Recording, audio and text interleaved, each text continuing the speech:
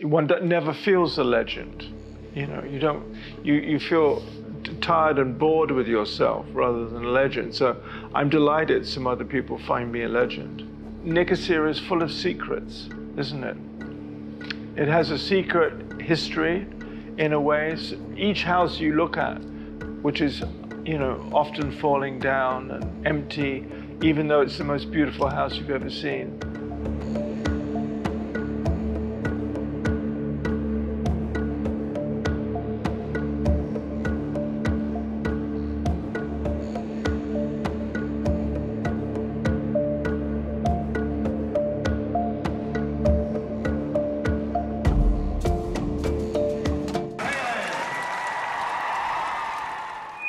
I just wanted to raise a question. What do you think of Sarah Palin as president? Hello? Anybody hear me? Ah, hello. Do come in. I'm Nick Broomfield, and I came here. Normally I go to places because I'm working and doing a film, but on this occasion I was coming here because my little 10-year-old son, Charlie, is going to school here because his mother is from Cyprus. And we thought it would be a good idea for him to know something about this wonderful island. My parents came here before the war, and I think they stayed in Kyrenia and they loved it. So it's been very interesting kind of knowing absolutely nobody in Nicosia, which is where we're living, and just walking around the city, discovering the city, meeting people by chance. And what's wonderful about Nicosia is the old town. Every corner you go around, there's an unexpected treasure. There's some strange shop or some completely unexpected thing. Even sometimes, you know, you walk in a street and it looks very run down and half the houses are coming down. Then there's an amazing shop with the latest furniture or fashions in it. So it's just an incredible place. I'm just enjoying being here. This is probably one of the few times I've been somewhere and not been doing a story, which is a wonderful freedom. One that never feels a legend. You know, you feel tired and bored with yourself rather than a legend. So I'm delighted some other people find me a legend. I think when you're making a documentary film, you want people to be themselves. You want people to feel relaxed and to feel that they want to share things with you. So the less formal and intimidating you are, the better. And I think in film, you have the time to tell the contradictions. You can show all the gray areas.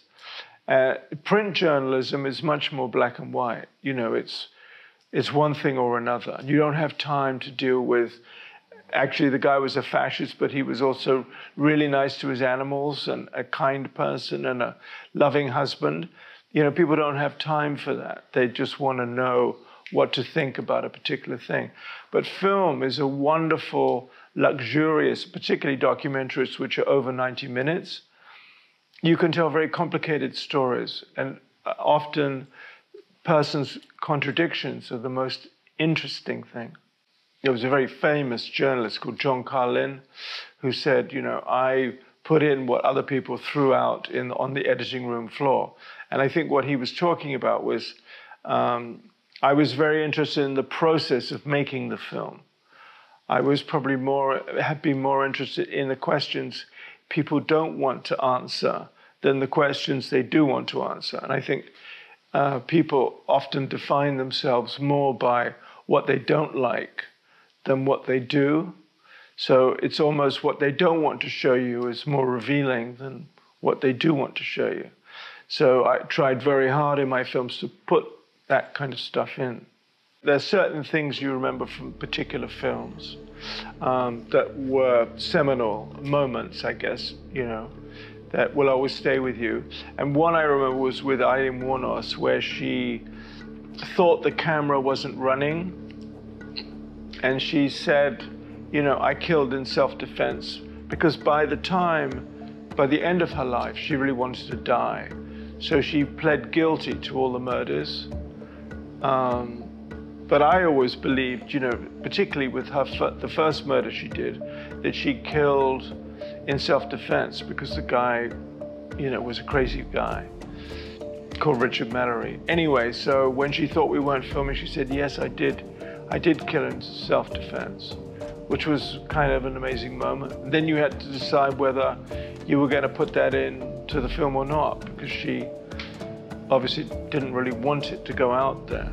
Well, I remember when we were doing this film, we were doing this strange film in like it's called A House of Domination in New York. And it was a very sort of beautiful, it was kind of like, the walls were kind of like this. They were all beautiful walls and stuff.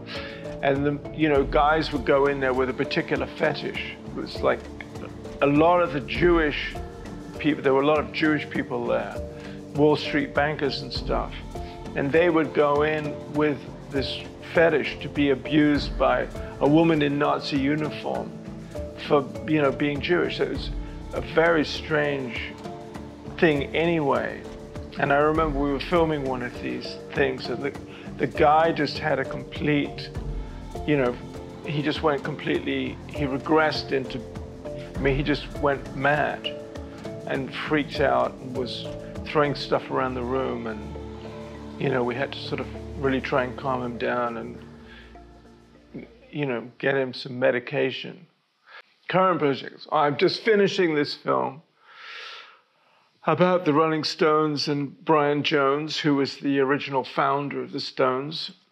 And so that will come out on the BBC probably in March, I think. So I'm finishing that off. It's such a beautiful place to cycle.